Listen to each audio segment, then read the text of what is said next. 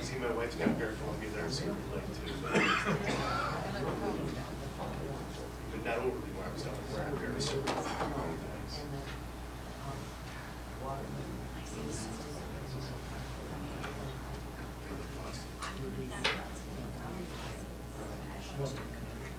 It's all about the weight. My wife's got hair on.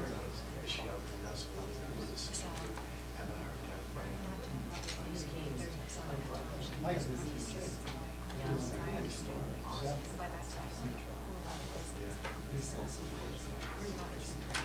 I'm hoping for this. I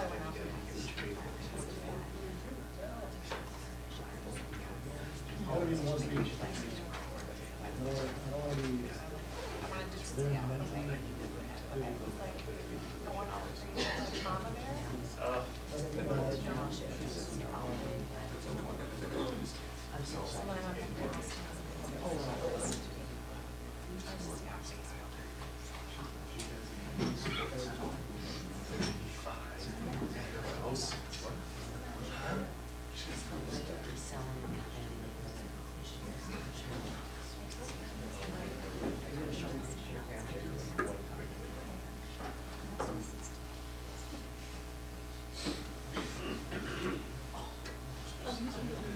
What a happy baby.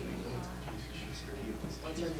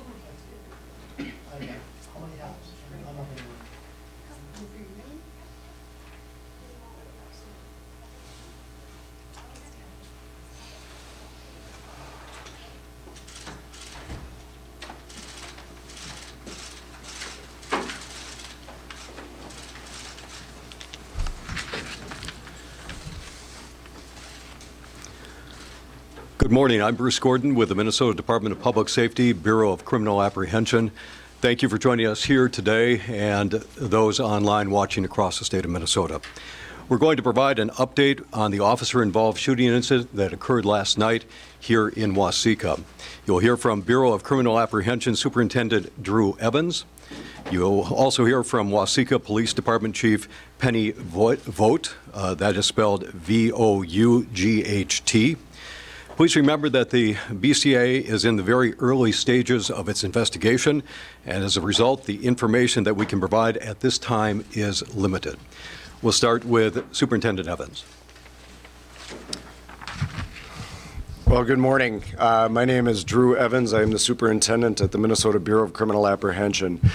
First off, I want to extend our deepest thoughts and prayers to the Waseca Police Department, the Waseca community, the friends and family of the officer that was injured in this incident. Anytime an incident like this happens in a community, it is certainly a really challenging time, and we ask that you all respect their privacy as they work through this incident. The Waseca Police Department officer Eric Matson, and that's spelled A-R-I-K-M-A-T-S-O-N,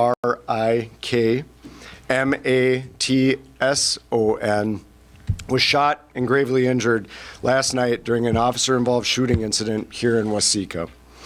Officer Matson is in critical but stable condition at this hour at North Memorial Hospital in Robbinsdale, Minnesota. The suspect in that shooting was arrested last night, and he is 37-year-old Tyler Robert Janoski of Waseca. He was shot twice during the incident and is being treated for non-life-threatening injuries at Robbinsdale Hospital at North Memorial Hospital in Robbinsdale, Minnesota. As was noted earlier, our investigation into this incident is early and it's ongoing at this hour. We have not had the opportunity to interview all of the incident participants at this time or people who have witnessed the incident, and here's what I can tell you now.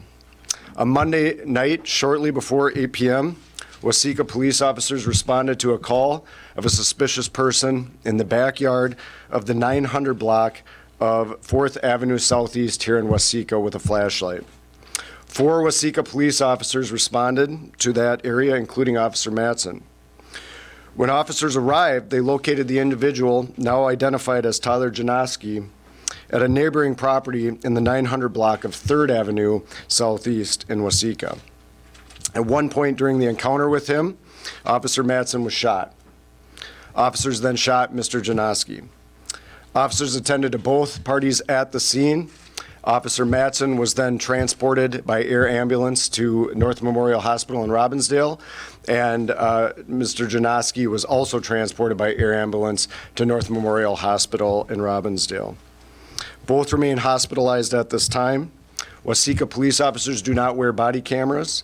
They do have dash cameras, and we're still in the process of determining if they captured any portion of this incident. And from there, I will turn it over to Chief Voigt.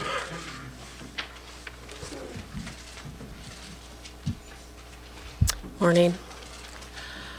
I would like to briefly tell you about our friend, our colleague, our partner, our brother, and our community member who protects and serves our Waseca residents. He has been with the Waseca Police Department since 2013.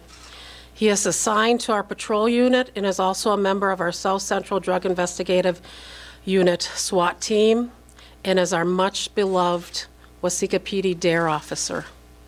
Eric is 32 years old and is a wonderful son and a devoted husband and father.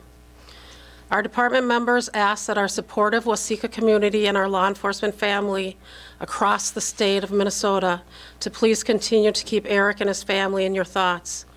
As we focus on Eric, we have asked the Bureau of Criminal Apprehension to conduct the investigation into this incident. Thank you. At this time, we'll take a few questions, but please understand there's a limited amount of information because we're in the early stages to the investigation. Can you spell the last name of the suspect? Yes, I can. It is Jonov, as in Victor, S-K-Y. Chief, can you elaborate, sir, on the actual shooting, how the Officer Mattson was shot? Was there any kind of warning? Was it ambush? Yeah, so as we have noted, it's in the early stages. We're still working through that. The crime scene is still active at this time. I can tell you Officer Mattson was shot in the head. And he has grave injuries. As we said, he's being treated for those at this time. And I'd continue to ask that you keep him and his family in your thoughts and prayers. Any information at this point as to what was happening in that backyard that led to that call? That's still what we're doing. It was simply a call of a suspicious individual with a flashlight at this time, and they encountered him at that house. So we're still piecing together exactly why he would have been at that location. It is not his home. Was he wanted for any outstanding warrants, or was he being sought by police?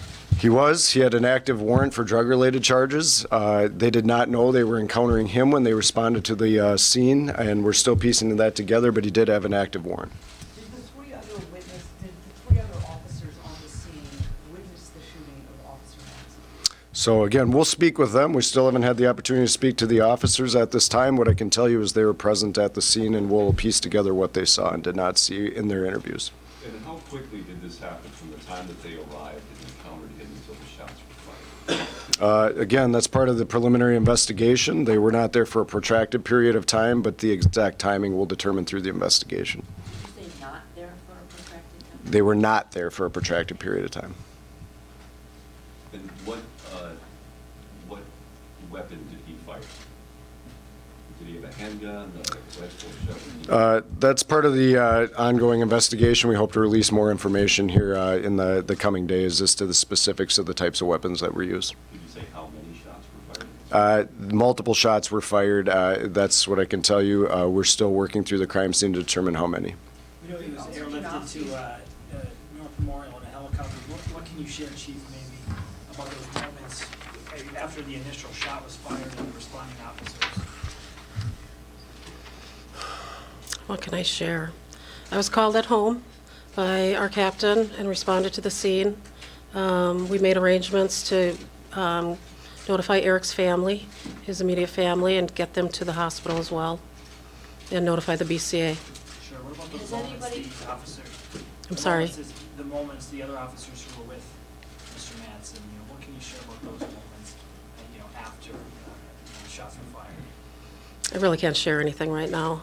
Can you share, has there ever been an officer involved in shooting in, or a police officer shot in Waseca? No. I'm unfamiliar. Not to the city of Waseca, but Sheriff Eustace was killed, I don't recall the year, with the Waseca County Sheriff's Department. And how hard is this on a department? I know you mentioned he was your brother or your friend. Yep, it's very hard. How do you help your officers? We have to remain strong. Say that again? Have to remain strong and diligent, and we still have a job to do. We're still going to be, responding to calls in the city of Waseca, be responsive, but help one another too. And at the same time, it reminds us again of how difficult your job is and how completely unpredictable it is. Can you talk a little, just your job every day, you get called to something and you don't know. Well, I think I've heard it and I've said it, this is the worst nightmare a law enforcement agency can face, and we're living it right now. Has the suspect been formally charged? He has not been formally charged at this time. He is in custody. We will be working with the county attorney to determine appropriate charges in this incident through the investigation. Was the suspect able to give any kind of statement, or is he cooperating at all? Again, it's preliminary stages of the investigation. We can't speak to the specifics. We will be working through that. That's it. Thank you, everybody. Is it Hannah, H-A-N-N-A-H? For, Oh, no, you're Penny. I'm Penny. Penny. Yep, P-N-Y, yep. Thank you. B-O-U-G-H-T, thank you. Thank you, everyone. Penny.